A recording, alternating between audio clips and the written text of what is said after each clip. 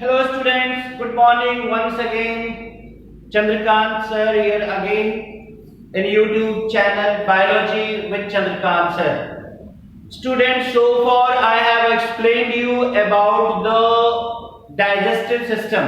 I have explained about the various organs associated with the gastric tract as well as the various digestive gland.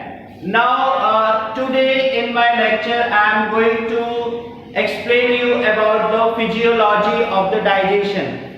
Student, digestion का process कैसे होता है वो मैं आज आप लोगों को बताऊंगा। अब तक मैंने आप लोगों को डाइजेस्टिव सिस्टम के बारे में पढ़ाया।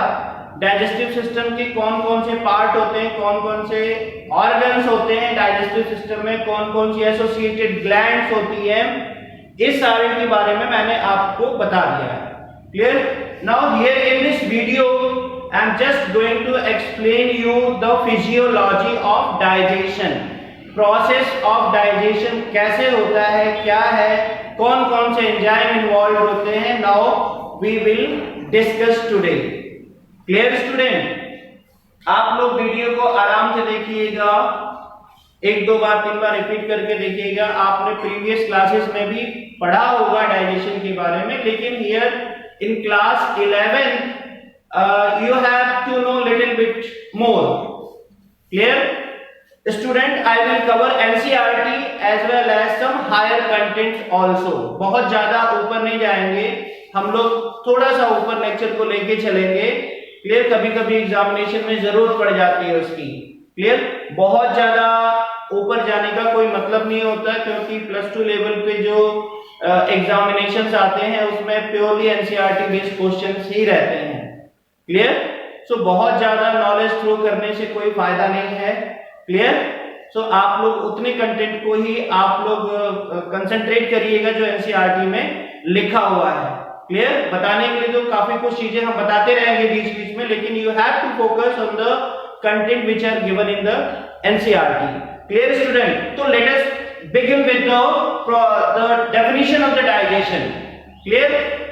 डाइजेशन की डेफिनेशन है क्या स्टूडेंट? आप डाइजेशन क्या है? It's a metabolic process. Metabolic में भी कौन सा? It's a catabolic process, totally the breakdown process. Clear? What happens in the digestion? Digestion it is a physicochemical process. याद रखिएगा student, it's a physicochemical process. Physico-chemical. Clear? बहुत important terminology है, क्योंकि ये फिजिकल प्रोसेस भी होता है, chemical process भी होता है स्टूडेंट। क्लियर? मैं आपको थोड़ा सा क्लेरिफाई करना चाहूंगा यहाँ पे कि फिजिकल का मीनिंग क्या होता है। स्टूडेंट याद रखिएगा, जब हम अपना बाइट या फूड पार्टिकल मुंह में डालते हैं तो इट इज प्रॉपरली च्यूड और masticated with the help of teeth. हमारे टीथ जब उसको पीस देते हैं, हम जब भोजन को चबाते हैं, तो वो वाला प्रोसेस स्टूडेंट फिजिकल डाइजेशन में आता है। क्लियर? हमारा फूड जब सलाइवा के साथ मिक्स हो रहा है वो फिजिकल प्रोसेस में आता है। जब तक कोई एंजाइम एक्ट नहीं करता फूड में, तब तक वो फिजिकल डाइजेशन की कैटेगरी में आता है। क्लियर? तो बकल कैविटी में आप देखोगे मैस्टिकेशन होता है, उसी तरह से स्टमक में भी फिजिकल डाइजेशन होता है स्टूडेंट। वहां पे food properly it is properly churned with the help of gastric rugae. Clear? तो ये मैंने आपको फिजिकल डाइजेशन बताया। केमिकल डाइजेशन में एंजाइमेटिक एक्टिविटी होती है स्टूडेंट। जब डिफरेंट डिफरेंट एंजाइम अपने अपने सबस्ट्रेट पे एक्ट करते हैं, तो that process is called as the chemical digestion. Clear? It's a chemical reaction. आप पढ़ते हो केमिस्ट्री में, वही चीज यहाँ पे होता है। Complex food is converted into simple form. Clear student? So once again I repeat the definition of digestion. तो digestion क्या है? It's a physico-chemical process where the complex and insoluble food is converted into simple and soluble form. Clear? So that it can be absorbed by the wall of alimentary canal or wall of small intestine. Clear? पाचन क्या है student? Hindi में पाचन बोला जाता है। पाचन क्या है? पाचन क्रिया में भोजन के जटिल और बड़े अवयव को साधारण और छोटे अवयवों में कन्वर्ट करना, ताकि वो इंटेस्टाइन की वॉल से अवशोषित हो सके। Clear? Clear student? So the main purpose of digestion is to convert the complex and insoluble food into the simple and soluble form so that it can be absorbed by the wall of intestine. Clear student? I hope that you are clear with the definition now. Now let us discuss the events of digestion. One by one we will see. हमारे gastric tract के या GI tract के किस part में कैसा digestion होता है, late us begin. Clear student? तो पहले हम लोग बिगिन करते हैं, let us start with the events in the buccal cavity. Clear? एक चीज आपको मैं बता दूं स्टूडेंट कि फूड की कंपोनेंट आपने पढ़ा होगा, कार्बोहाइड्रेट है, प्रोटीन है, फैट्स होता है, मिनरल है, विटामिन है। Clear student?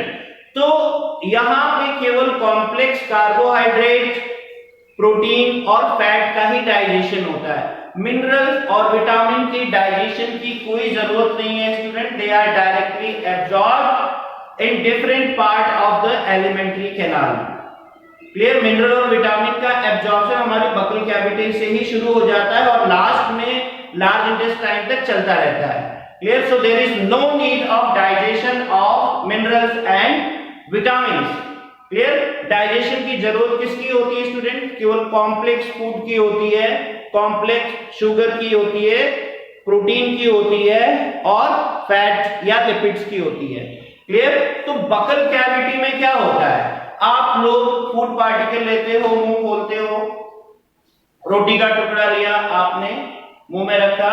फर्स्ट स्टेप हमारा होता है student of physical digestion. Proper chewing is there. The food is properly masticated and chewed with the help of teeth. Different types के teeth होते हैं जो अपना अपना रोल प्ले करते हैं। उसके बाद स्टूडेंट क्या होता है? The food gets mixed with the saliva. हमारा saliva क्या होता है? वो फूड के प्रॉपर मिक्सिंग में, प्रॉपर च्यूइंग में हेल्प करता है। आपने पढ़ा होगा saliva में लाइसोजाइम्स होते हैं जो फूड पार्टिकल में जो भी माइक्रो ऑर्गेनिजम्स होते हैं उसको किल करने का काम करते हैं। क्लियर?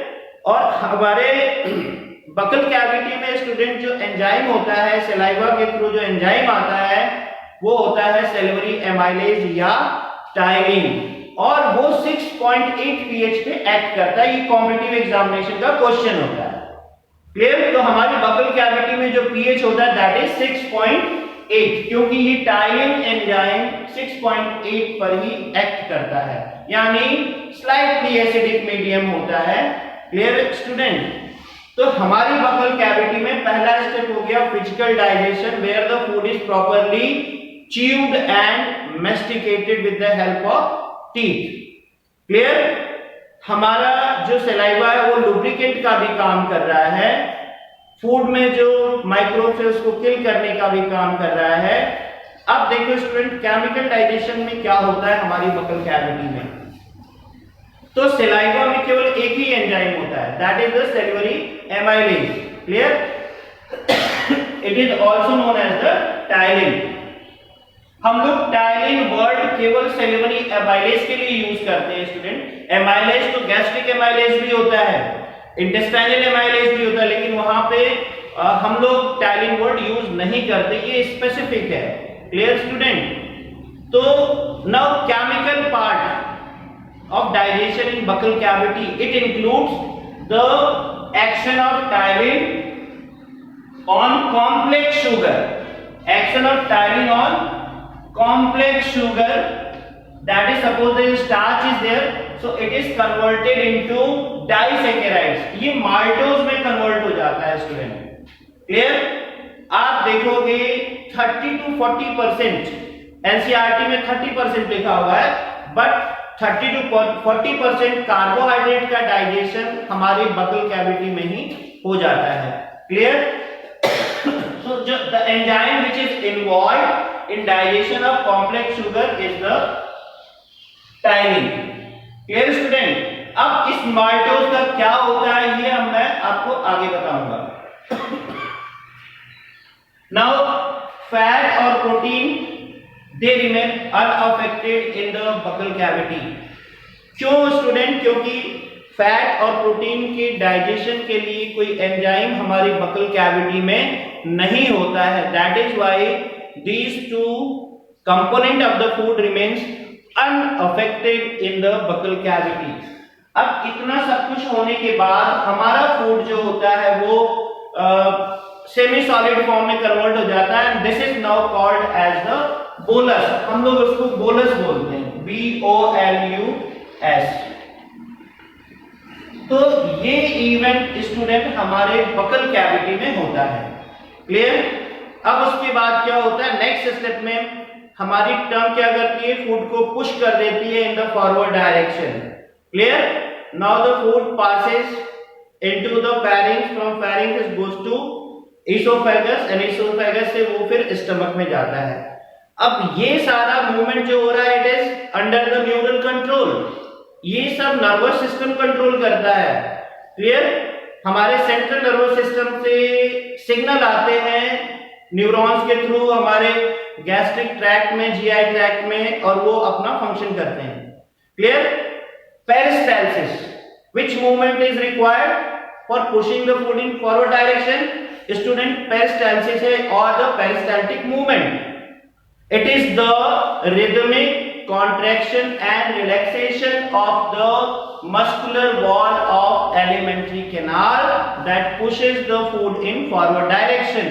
आप लोगों ने 10th में भी पढ़ा होगा कि हमारे इंटेस्टाइनल वॉल में पेरिस्टाल्टिक मूवमेंट होता है जो फूड पार्टिकल को आगे की तरफ पुश करता है। It's a wave like motion, rhythmic contraction and relaxation that pushes the food in forward direction। Clear? No digestion takes place in the pharynx, no digestion takes place in the esophagus। It is only because of the absence of digestive enzyme। Student, esophagus की जो wall होती है वो mucus का secretion करती है। Clear? जिससे food आसानी से नीचे की ओर चला जाता है। क्लियर? और ये हमारे esophagus की वॉल को, यानी म्यूकस esophagus की वॉल को फूड में हार्ड पार्टिकल से बचाता है। क्लियर? अब आगे देखो student, now what happens in the stomach. Clear? Now the events that takes place in the stomach. Clear? So यहां पे the food passes from esophagus to stomach and this passage is regulated by the wall called as the gastroesophageal wall. Gastroesophageal wall, इसके बारे में मैंने आपको already बता रखा है एलिमेंट्री कैनाल के डिस्कशन में। This is also known as the cardiac sphincter. Clear student? Cardiac sphincter. तो ये फूड को आने तो देता है बट वापस नहीं जाने देता है। ये फूड वापस तभी जाएगा, ये वॉल वापस तभी खुलता है जब कभी रिफ्लेक्स डेवलप होता है, वोमिटिंग के समय ये वापस जाता है। क्लियर? तो अब देखो क्या होता है स्टूडेंट, जैसे ही हमारा बोलस स्टमक में पहुंचता है, अब यहां पे देखोगे food stage here for 4 to 5 hours. Food material यहां 4 से 5 घंटे रुकता है। स्टमक इज अ मस्कुलर जे से बैग लाइक ऑर्गन, ये आप लोग अच्छी तरह पढ़े हुए, स्टोरेज ऑर्गन होता है। अब यहां पे प्रॉपर चर्निंग होती है। Clear student? Proper churning, food अच्छे से मत दिया जाता है। क्लियर? इसके लिए मैंने आपको बताया था स्टूडेंट, हमारे स्टमक की वॉल में कुछ फोल्ड्स होते हैं। These foldings are called as the gastric rugae. आप देखोगे अंदर से तो इस तरह से कुछ फोल्डिंग्स होती है। ठीक है? These are called as the gastric rugae. Gastric rugae ये चर्निंग में हेल्प करती है, मस्कुलर एक्टिविटी और गैस्ट्रिक रूगी की हेल्प से the food is properly churned and is now converted into chyme. अब उसका नाम बोलस से बदल के काइम हो जाता है। ये तो स्टूडेंट आपने देखा फिजिकल डाइजेशन जो हमारे स्टमक में होता है या मैकेनिकल डाइजेशन जो हमारे स्टमक में होता है। सेकंड, अब now the food is acted upon by the gastric juices. Clear? gastric juice includes what? It includes HCl, it includes pepsinogen, prorenin, ये सारी चीजें हमारे गैस्ट्रिक जूस में होती हैं। अब देखो स्टूडेंट, यहाँ पे स्टमक में the medium is acidic. Stomach में मीडियम कैसा होता है? एसिडिक होता है। क्लियर? HCl का इंपॉर्टेंस आप जानते हो, it kills the microbe present in the food, it breaks the hard particle present in the food, it makes the medium acidic for activation of the enzyme pepsinogen into pepsin. यहाँ पे student आप देखोगे fat का digestion नहीं होता है, although small amount of lipases are there, लेकिन वो कभी भी एसिडिक मीडियम में वर्क नहीं करते। यहाँ पे गैस्ट्रिक एमाइलेज भी होता है, लेकिन वो एसिडिक मीडियम में वर्क नहीं करते। यहाँ पे केवल प्रोटीन का पार्शियल डाइजेशन होता है। Clear student? एक अच्छी चीज मैं आपको बताऊंगा अभी थोड़ी देर में, keep on watching this video properly, कि यहाँ पे केवल प्रोटीन का डाइजेशन हो रहा है और उसके लिए जो एंजाइम होता है that is the pepsin, but pepsin is secreted in the form of pepsinogen. Clear student? Pepsinogen when comes in contact with HCl it is converted into active pepsin. जब तक पेप्सिनोजेन पेप्सिन में नहीं convert होगा ये act नहीं करेगा। So pepsinogen comes in contact with HCl and converted to pepsin. अब इस पेप्सिन की हेल्प से क्या होगा? Proteins they are converted into peptones and proteoses. So partial digestion of protein takes place in stomach. I am again telling you that fats and carbohydrates remains unaffected in the stomach. Clear student? एक छोटी सी चीज और, बच्चों में student आप देखे होंगे छोटे बच्चे दूध पीते हैं, अगर हम उसको खिला रहे हैं पेट दब गया तो वो वोमिटिंग कर देता है और कर्ड जैसी चीज बाहर आती है, तो वो मिल्क की कर्डलिंग होती है। क्लियर? तो उसके लिए भी एंजाइम होता है rennin, it is secreted in the form of prorenin. Clear?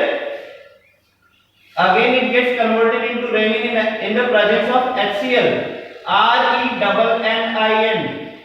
Student rennin और rennin RENIN that is different thing, वो मैं आपको एक्सप्रेशन वाले पार्ट में बताऊंगा। यहाँ पे RENNIN है स्टूडेंट, रेनिन। क्लियर? ये एंजाइम होता है that act on the milk protein. Clear? Milk protein ये मिल्क की कर्डलिंग करता है, छोटे बच्चों में मिल्क की कर्डलिंग करता है। Clear? This enzyme is not present in the adult one. Clear student? So यहाँ पे केवल प्रोटीन का डाइजेशन हो रहा है, फैट और कार्बोहाइड्रेट अनअफेक्टेड होते हैं, हमारा फूड प्रॉपरली चर्ड हो जाता है, मैस्टिकेशन बकल कैविटी में होता है। बकल कैविटी में पार्शियली डाइजेस्टेड फूड को बोलस बोलते हैं। जब बोलस हमारे स्टमक में पहुंचता है वहां पे चर्निंग होती है, फूड को हम लोग काइम बोलते हैं। क्लियर? तो पार्शियल डाइजेशन टेक्स प्लेस। अभी कहीं भी कंप्लीट डाइजेशन की बात हमने नहीं किया है। The process of digestion gets completed in the next part of the alimentary canal that is the duodenum. इसको मैं एक सेपरेट वीडियो में स्टूडेंट आपको बताऊंगा कि डिओडिनम में क्या इवेंट होता है, फूड का डाइजेशन कंप्लीट कैसे होता है। I will discuss in a separate video lecture. Clear? तो यहाँ पे student competitive point of view से आपको याद रखना है कि हमारे बकल कैविटी का पीएच कितना होता है, सेल्युलर एमाइलेज का दूसरा नाम क्या होता है, फूड को क्या बोलते हैं, बोलस बोला जाता है, स्टमक का पीएच कितना होता है, ये तो मैं आपको बताना भूल गया था। स्टमक में जो पीएच होता है 1.8 होता है, हाईली एसिडिक होता है स्टूडेंट। क्लियर? ये बहुत इंपॉर्टेंट चीज मैंने आपको बताई, pH in the stomach is 1.8। और दूसरी चीज क्या होता है स्टूडेंट, इतने हाईली pH पे हमारे स्टमक की वॉल का करोजन होने के पूरे चांसेस होते हैं। अगर इतना pH का एसिड किसी के ऊपर फेंक दिया जाए तो पूरी तरह से वो जल जाता है। लेकिन स्टूडेंट आप याद रखिएगा, हमारी जो इनर वॉल होती है स्टमक की, it is well protected from the harmful effect of HCl। मैंने आपको पहले भी बताया था कि म्यूकस का सिक्रीशन और जो सॉल्ट का सिक्रीशन होता है that protects the inner wall of the stomach with the harmful impact of the HCl। Clear? ये बहुत इंपॉर्टेंट है हम लोग बाहर से कोई मीट खाते हैं, मसल्स लेते हैं, वो डाइजेस्ट हो जाती है, लेकिन हमारे स्टमक की वॉल खुद मसल्स की बनी होती है, प्रोटीन की बनी होती है, वो डाइजेस्ट नहीं होती है। इसका रीजन यही होता है स्टूडेंट कि यहाँ पे आप देखोगे म्यूकस की कोटिंग होती है, आपने देखा होगा, क्लियर। गॉबलेट सेल्स हैं जो म्यूकस का सीक्रेशन करते हैं, they protect the inner wall mucosa of the stomach from the harmful impact of HCl। Clear student. HCl की वजह से जो माइक्रोब्स होते हैं वो फूड में वो मर जाते हैं। Clear. Now the food is converted into chyme. Clear student. So you keep on watching this video properly. आप आराम से देखिएगा, 2 बार 3 बार इसको देखिएगा student. I have explained it very nicely, easy language में मैंने इसको एक्सप्लेन किया है, हिंदी इंग्लिश मिक्स करके मैंने एक्सप्लेन किया है, so that you can understand each and every part. Clear? Till then, you keep on watching, like my video students, subscribe it and press the bell icon. Thank you very much.